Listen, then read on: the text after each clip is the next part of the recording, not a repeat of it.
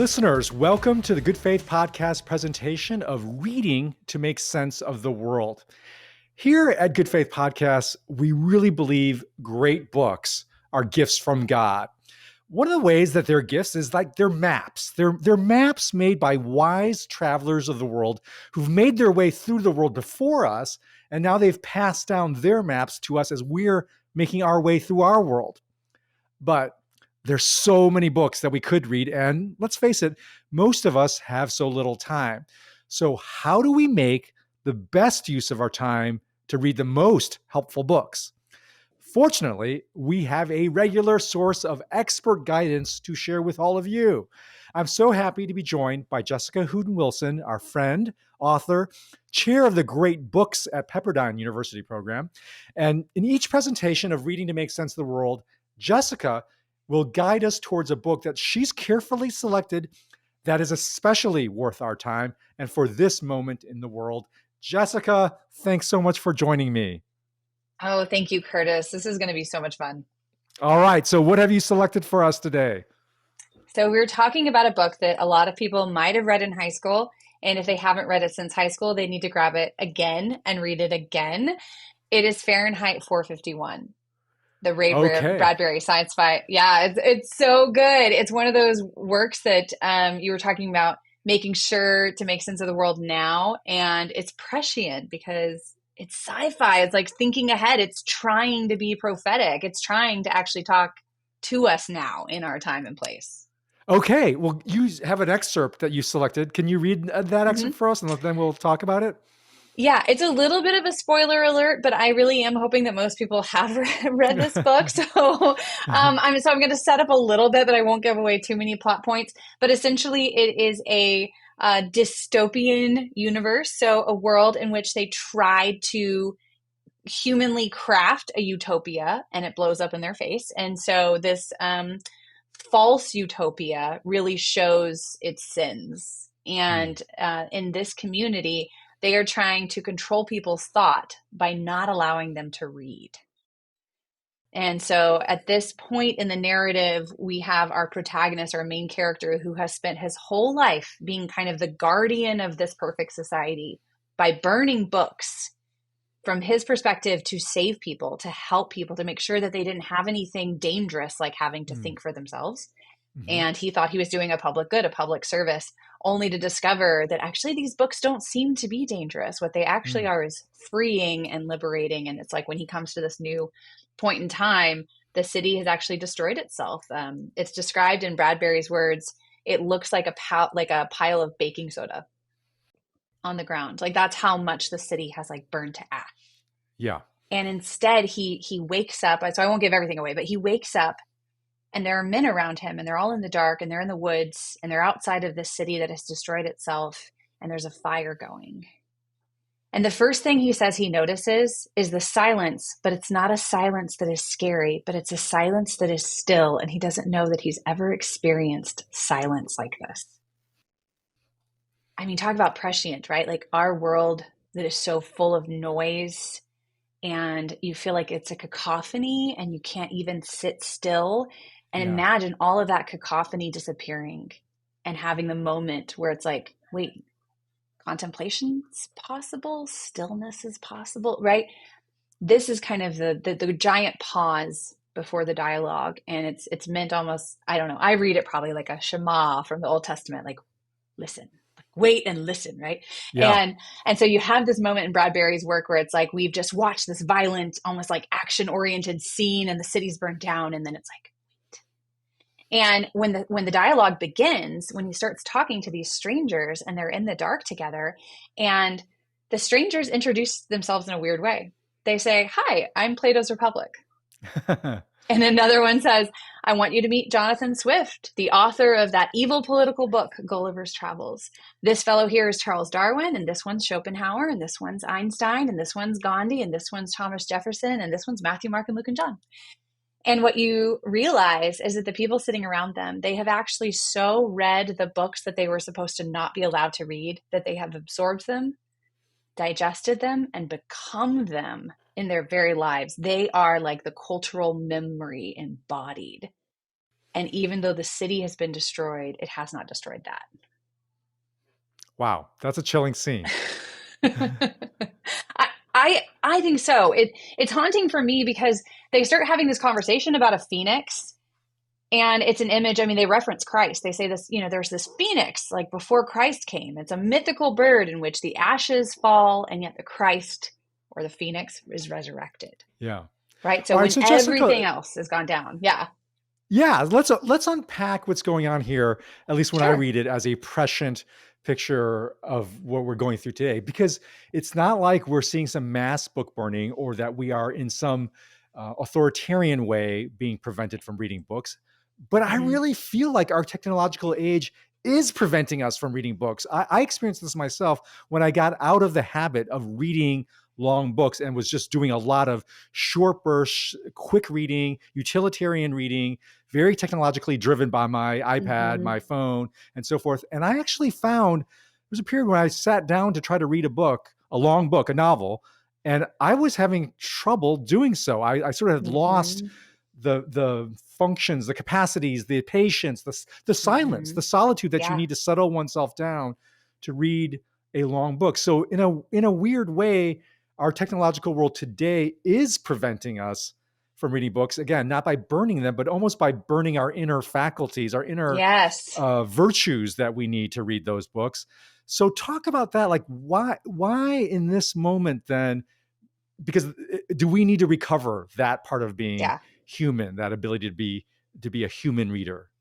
Yeah, well, you read my reading for the love of God, so this is like a huge Yeah, passion for me because yeah, I am afraid we are giving up our freedom when we don't read.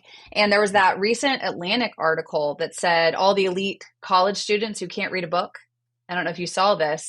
So yeah. all these students are getting into college and they've never read a book in their life and they're 18 years old. They've never read a book. Mm, Unbelievable to me. So you have a lot of students who are coming in who don't even realize that they are enslaved. yeah. They're enslaved to the noise. They don't know how to live without noise. There was a study at UVA where it's like, I think they were like shocking themselves rather than sit quietly because they just need Wow. the constant like adrenaline rush. Yeah. Um, they can't sit still. They can't sit in silence. They don't know how to read because we also have convinced them that it's a meaningless activity and they only Mm, want to be productive citizens. So mm, even like the patience to read a beautiful sentence, they don't know how to love a beautiful sentence because they can't check a box. And so even that paradigm, imagine sitting down with a book, you're wanting to read, and then the whole time you're like, what's the point? What's the point? What's the point? What's the use? And yeah. if that's always in the back of your mind, that keeps you from being free to read and enjoy the pleasure of reading. So there's just all these things that we, even in the book, in Bradbury's book, one of the characters, Faber, says, we stopped reading books a long time before where we started burning them. Mm, So he points out this reality that when you stop reading them, like you're moving the direction towards not caring about them and eventually coming to a place where you find that maybe you do think that they're dangerous, maybe you do think that they're problematic.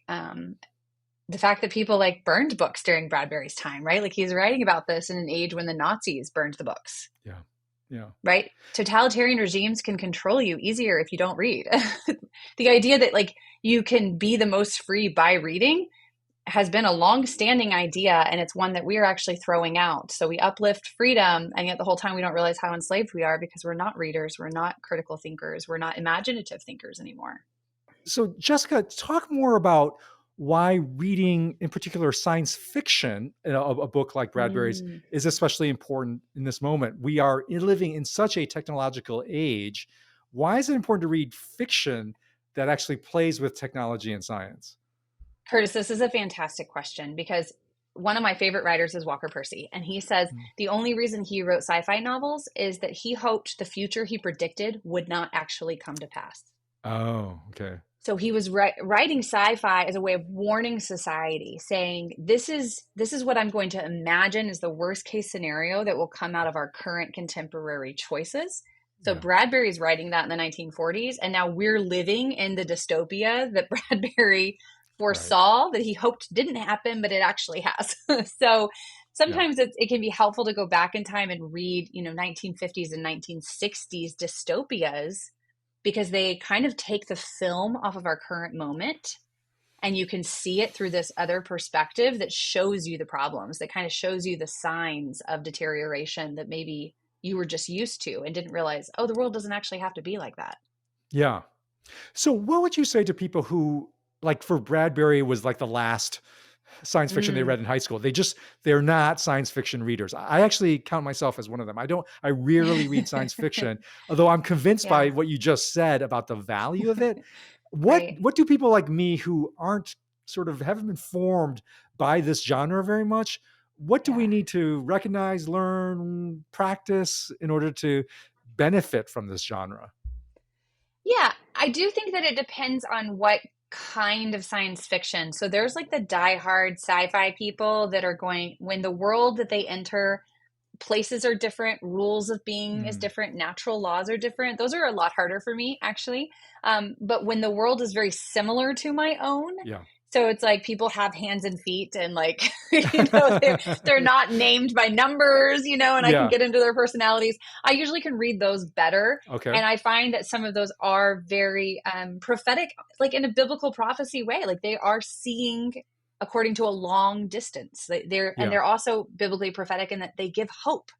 Yeah. These are genres that are really hope-inducing texts. So I'll name a few if you want Yeah. to kind of put these in show notes for your listeners. I think these are really good. Octavia Butler wrote a sci-fi novel called Kindred Mm, that is phenomenal. It's an African American woman starts going back in time to the time in which her ancestors were enslaved and having to experience both her world and their wow. world. And she just goes back and forth through time. It's really Yeah. fascinating. Yeah. Canticle for Leibowitz Mm, is a novel about basically they only find the remnants of text, and it looks like these monks are finding this remnants of text, and it's only like midway through the novel you realize the remnants of the great text they found were plans for the nuclear bombs that people were created that actually oh, destroyed the world, and they've now wow. found these and are putting them back together. So it's like what is the cycle of violence that we keep putting ourselves into? What are we Mm, saving? What are we holding on to, and why? And so it's yeah. a and he was a former Catholic, but also went through the World War and had a lot of PTSD. And so he writes a lot about violence and its role. Walker Percy, I would recommend Love in the Ruins is probably the number one novel of his that is very sci-fi, but it begins with now in the latter days of the Christ haunted death dealing Western world, right? Like that's the opening. And it's very like, Yeah. it's going to take you on this Dante-esque pilgrimage in a world that looks so much like our own. So, yeah, so those are just a few extra reads, but Bradbury, I think, should be the number one choice for people right now to see, why does it matter if no one reads? Like maybe we Yeah. shouldn't take this so lightly. Why is it a problem that 18-year-olds can't read an entire book, or that Yeah. people don't understand the point of this anymore? It's an actual concern. And it's only when you see a sci-fi novel where it shows you all the problems and what this could lead to that maybe you realize why reading is important. Jessica, I love this idea of having reading older science fiction written by people who are trying to imagine what could happen in our era and seeing and sort of mapping and see, hey, how much of their predictions came true, or of Mm-hmm. their predictions, what were they really warning against? And really, how much of those warnings have we actually heeded or need to heed more? That makes sense. But what about writers, science fiction writers today who are kind of trying to do that for the next 20, 30 years? Are there any that you particularly, I mean, you've already named some of them who are current Mm. writers like Octavia Butler, but are there others that you particularly are drawn to because you feel like they're asking the right questions for what our life will be like potentially 20, 30 years from now? Yeah, well, this is the problem with talking to a professor of great books. I really know a lot of dead people and a lot more dead people than living people. I So that's like the community I hang out in. love it. I read a lot more of this older stuff than I do the newer stuff. Got it. Okay. We'll pass on that question then. I have one last question for you, Jessica. What, tell me, give some guidance to parents who may want to Mm, introduce their kids to science fiction, but really want it to be mm, hopeful, want it to be not take them down to dystopian, hopeless places. It feels like so much of science fiction is governed by this sort of dystopian world. Like I think of myself, like I don't know, do I want to pass that mm. dark of a vision? I get that it's warning some things, but are there more hopeful or age specific Mm. guidance you might give for parents who want to introduce their kids? Yeah, Bradbury, we actually gave this book to my daughter when she turned 10. Mm, And I would say it is a very hopeful novel. It's one of the reasons I enjoy reading it and then I enjoy recommending it. I mean, you have to realize he's writing it during the time of not just Nazism, but then communism. And yeah. so, from Bradbury's perspective, like we are going to burn ourselves to the ground. Like at any moment, there Mm, could actually, this Cold War can turn into a hot war and there may not be a hope, right? yeah. That's what he's thinking. And Yeah. yet, he writes a book in which that's not the end of the story. The end of the story is the empire falls, the cities burn down, and yet people rise from the ashes because the Mm, God we believe in is one of resurrection all the time. And so yeah. you have this image of these beggars. I mean, they really are like mendicants at the very Yeah. end of this novel. They're former professors and former booksellers and former journalists. Yeah. And what are they doing? They're reciting Ecclesiastes to one another. There was Mm, a time for this. There was a time for this. And it's like they remember these things that have actually become who they are. Like they have yeah. become the text of Ecclesiastes. And that is hopeful to be able to carry these things that the world has forgotten Yeah. so that those things aren't lost. And that's what they are. And that's what their whole life is. And they are walking that pilgrimage forward. And I think we have to realize like that is an image in which all of us can participate. Yeah. We can all decide that there are some good and true and beautiful things we're not going to let the world take from us, and they are going to guide how we become who we are, and we're going to share them and pass those on. Well, that image of the people gathered in the darkness in silence and stillness around a fire, of which they themselves are people who are books, have been so formed by Mm, books that they almost identify themselves with books. I think that must have been in the back of my mind when I started talking about the Good Faith podcast as a community gathered mm, around the campfire, because I think that was somewhere in the back of my mind. I think our hope for ourselves and for our world is that we, in our small little corners, are people like that, gathered mm, around in community with each other, who have been formed by the word, both the word of God, especially, but the mm, word made incarnate in other forms, other mm, literature as well. And that mm. it's made us so deeply shaped in a way that we keep alive what is best about humanity. And so that's a lovely picture. So good. Thank you for reminding us of that picture. And I want to commend that book, Ray Bradbury's Fahrenheit 451, along with the other books that we'll put in the show notes that Jessica's mentioned. Thank you, everybody. And please look for our next installment of Reading to Make Sense of the World. And until then, we will once again wait for that time when we gather around the campfire.